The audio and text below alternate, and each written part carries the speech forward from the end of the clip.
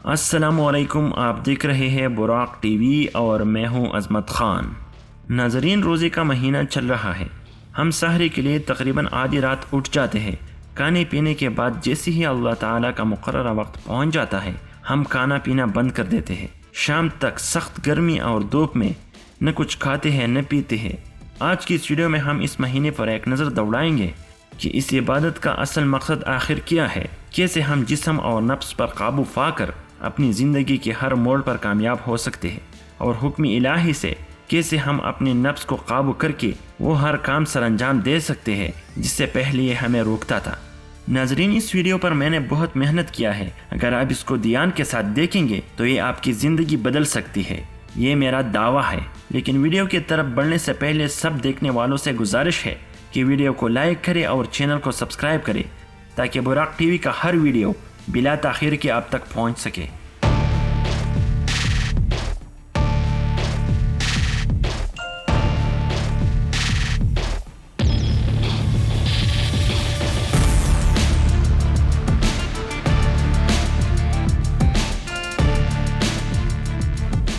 ناظرین، روزے کے بے شمار اخلاقی و روحانی فائدوں میں سے ایک کا نام ضبط نفس ہے۔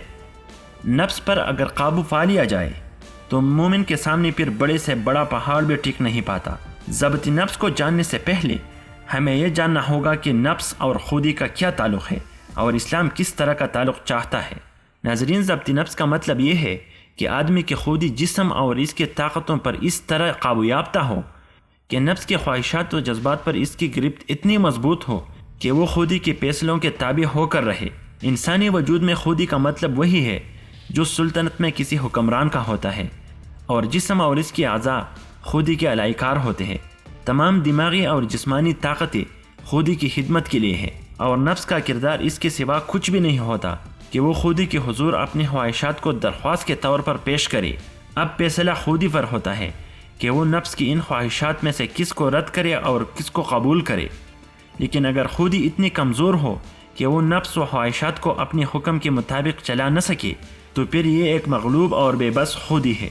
اس کا مثال اس سوار جیسے ہے جو اپنے گھوڑے کے قابو میں آ گیا ہو، اور ایسے لوگ زندگی کے ہر گوشے میں ناکام ہوتے ہیں۔ آپ تاریخ اٹھا کر دیکھیے کہ تاریخ میں اپنے مقصد میں جتنے بھی لوگ کامیاب گزر گئے ہیں، چاہے وہ ہٹلر، موسولینی، امیر تیمور یا چنگیز خان ہو، یا سلطان محمد فاتح، طارق بن زیاد یا ابو ریحان البیرونی ہو، الغرض وہ اپنی زندگی میں وہ تبدیلیاں لاتے ہیں جو وہ لانا چاہتے ہو۔ ناظرین، اب ہم جانیں گے کہ اسلام کس طرح کی خودی چاہتا ہے۔ ناظرین، اوپر کی دی گئی مثال میں سے پہلے نمبر پر وہ خودی ہے جو خود خدا بنے۔ ایسے خودی کا مالک پھر ہٹلر، فرعون اور نمرود بنتے ہیں، کیونکہ ان کی خودی کسی کو جواب دہ نہیں ہوتی۔ نیز وہ یہ بھی سمجھتے ہیں کہ وہ جو فساد بھی کرتے پھرے ان سے کوئی باس پرس نہیں ہوگا۔ ایسا ضبط نفس اسلام کو بالکل بھی مطلوب نہیں ہوتا۔ اسلام جس ضبط نفس کا قائل ہے وہ یہ ہے کہ پہلے انسان کی خودی اللہ کے آگے سر تسلیم خم کر دے، اس کی رضا کی طلب اور اس کا اطاعت کرے، اس کے سامنے اپنے آپ کو جواب دہ سمجھے۔ پھر اس مومن خودی کو جسم اور نفس پر ایک طاقتور حکومت حاصل ہو، وہ جو چاہے اس سے کروائے۔ وہ چاہے تو مومن کو عالم اور سائنسدان بنا دے، چاہے تو فاتح قسطنطنیہ بنائے، یا چاہے تو جدید دنیا اور امت کے مسائل کے سامنے پولاد کا دیوار بنا دے۔ اب آتے ہیں ان مطالبات کی طرف جو نفس ہر گزرتے دن خودی سے کرتے رہتے ہیں۔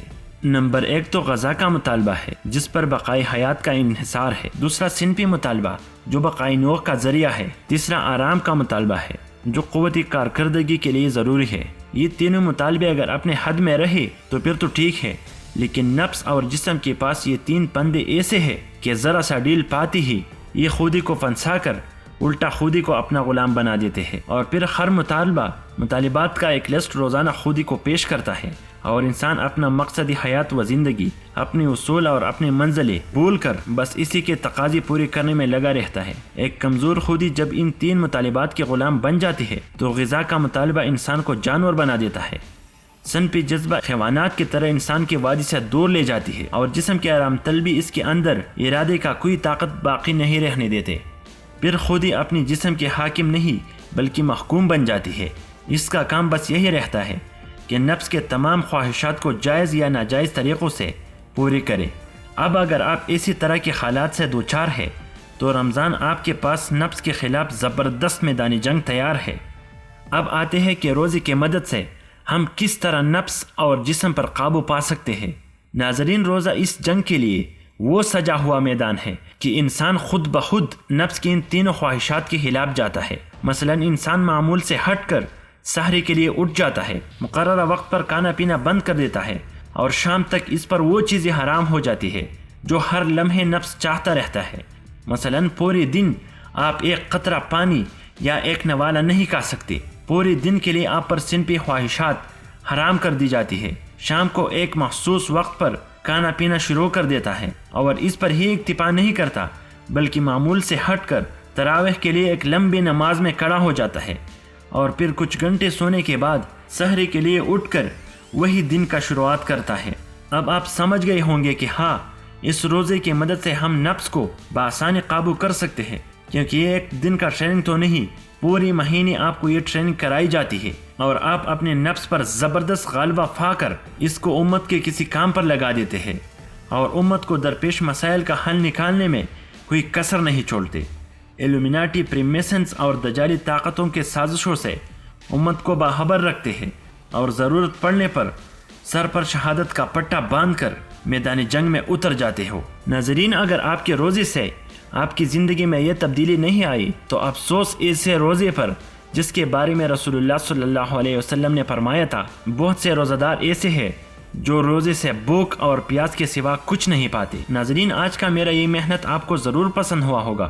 اگر آپ کو یہ ویڈیو اچھی لگی ہو تو اس کو لائک کریں اور شیئر کا بٹن دبانے میں دیر نہ کیجیے، شاید آپ کے ایک بٹن دبانے سے کسی کی زندگی بدل جائے۔ واللہ عالم۔